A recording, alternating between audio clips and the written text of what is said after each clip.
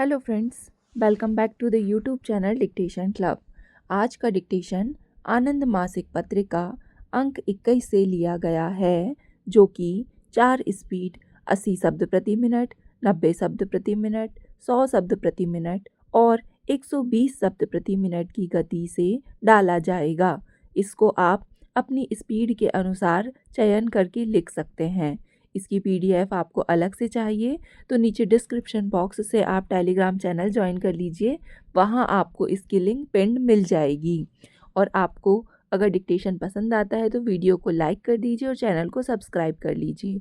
तो ज़्यादा समय ना लेते हुए डिक्टेशन स्टार्ट करते हैं 5 सेकंड के बाद।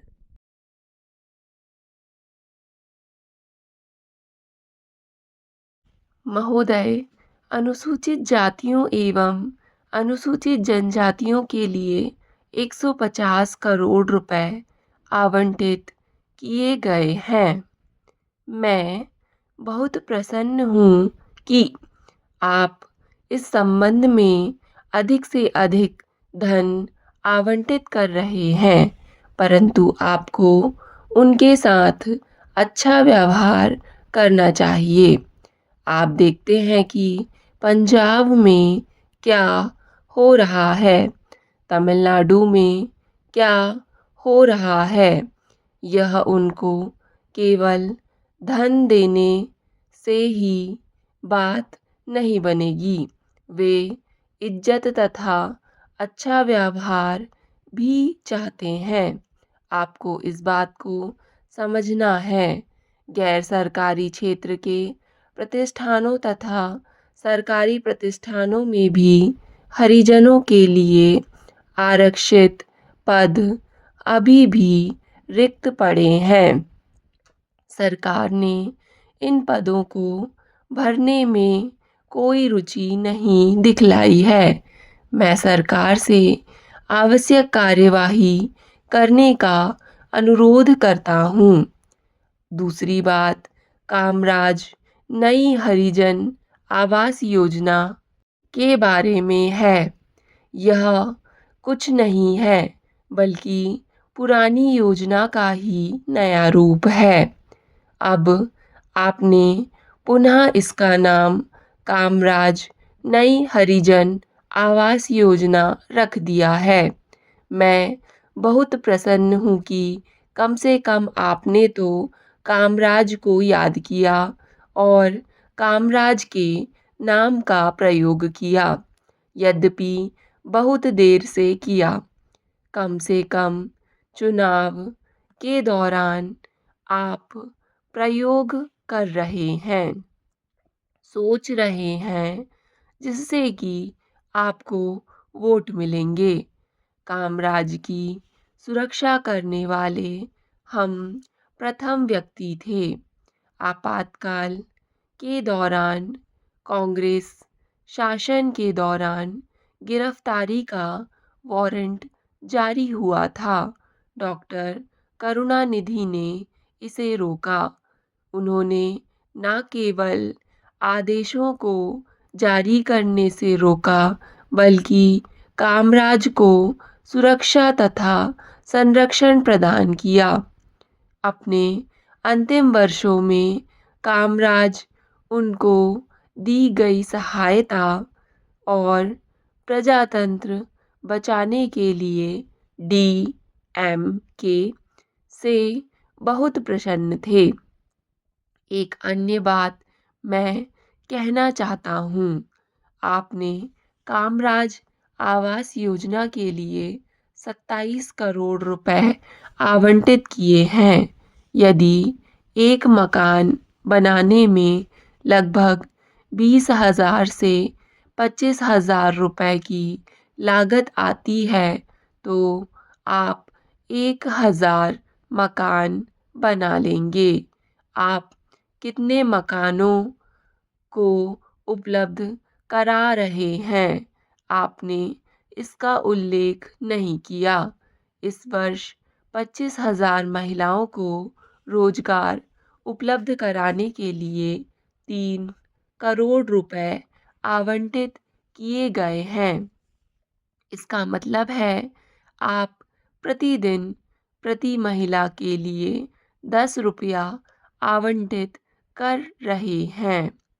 आजकल एक राज्य को 100 रुपए और एक बढ़ई को 125 रुपए प्रतिदिन मिलते हैं। इसका मतलब क्या आप अंशकालिक अथवा पूर्णकालिक कार्य के रूप में प्रतिदिन प्रति महिला को 50 रुपया देंगे? दूसरी बात है, आप बेरोजगार महिलाओं और अविवाहित महिलाओं से विवाह स्थगित करने के लिए कह रहे हैं। यह आवश्यक नहीं है। इस गरीब देश में वे स्वयं स्थगित रह कर रही हैं। आप विवाहित लड़कियों को बच्चों को जन्म रोकने हेतु शिक्षित करना चाहते हैं। यह भी आवश्यक नहीं है। आवश्यक वस्तुओं और खाद्य पदार्थों के मूल्य बहुत अधिक बढ़ गए हैं, जिससे वे स्वयं ही बच्चों के जन्म पर रोक लगा रही हैं। महोदय, दूसरी बात यह है कि आप विभिन्न कार्यों में युवतियों को लगा रहे हैं। क्या आप विवाहित लड़कियों को शिक्षित करने के लिए काम में लगा रहे हैं? आपने इन बातों की उचित रूप से व्याख्या नहीं की है। यह हास्यास्पद है।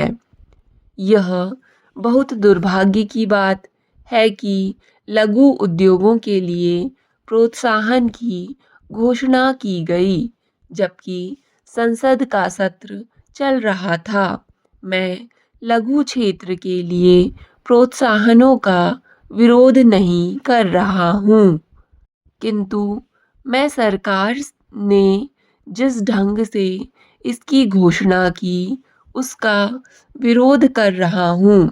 जब यहाँ पर संसद सत्र चल रहा था, घोषणा करने के लिए यह उपयुक्त स्थान था, किंतु दुर्भाग्यवश उन्होंने ऐसा रुख अपनाया और सरकार से घोषणा करने को कहा।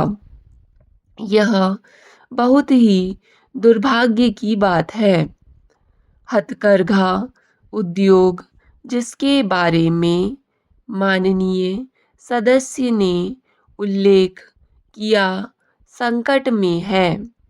तमिलनाडु में 35 लाख बुनकर हैं और हथकरघा उद्योग कृषि के बाद दूसरा सबसे बड़ा उद्योग है, किंतु आप उनको कपास और सूत उपलब्ध ना करा सके। इसके विपरीत आप कपास और सूत विदेशों से निर्यात कर रहे हैं। यदि आप सूत और कपास के आयात की अनुमति दें और गुणवत्ता में सुधार लाएं तथा इनकी उपलब्धता बनाए रखें, और यदि आप बुनकरों को कपास और सूत की कम मूल्य पर आपूर्ति करें, तो मैं समझता हूँ कि हथकरघा बुनकरों की कोई समस्या नहीं रह जाएगी।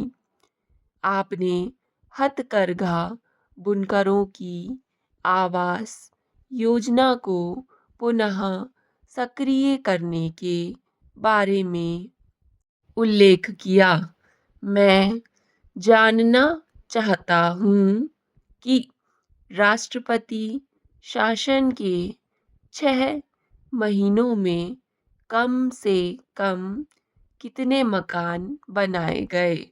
आपने कहा कि इस वर्ष कम से कम 2000 नए मकान बनाए जाएंगे, किंतु मुझे विश्वस्त सूत्र से ज्ञात हुआ है कि बुनकरों के आवास के लिए एक भी मकान का निर्माण आरंभ नहीं किया गया है। यह केवल कागजों में है। क्या आप इस योजना की घोषणा व्यक्तिगत बुनकरों के लिए अथवा सहकारी समितियों के लिए कर रहे हैं? बिक्री कर के बारे में मैं जानना चाहता हूँ कि क्या आप एक ही बार कर लगाने के इच्छुक हैं अथवा अनेक बार? एक ही बार कर लगाने से न केवल उपभोक्ता को ही बल्कि व्यापारियों को भी मदद मिलेगी। अतः सरकार से एक ही बार बिक्री कर लगाने का अनुरोध करता हूँ। उपाध्यक्ष जी, संघीय व्यवस्था में कोई भी यह नहीं चाहेगा कि संसद किसी राज्य का बजट पास करे। हम भी कोई खुशी से इस काम को नहीं कर रहे हैं और मैं समझता हूँ कि सरकार भी इस काम को कोई खुशी से नहीं कर रही है, सिर्फ मजबूरी है। इस मजबूरी के लिए जिम्मेदारी हमारे उन मित्रों की है जो तमिलनाडु में उस समय सरकार में थे। वह अच्छे तरीके से जानते हैं कि उनका अपना झगड़ा था। स्टॉप। डिक्टेशन पसंद आए तो वीडियो को लाइक तथा चैनल को सब्सक्राइब ज़रूर करें। धन्यवाद।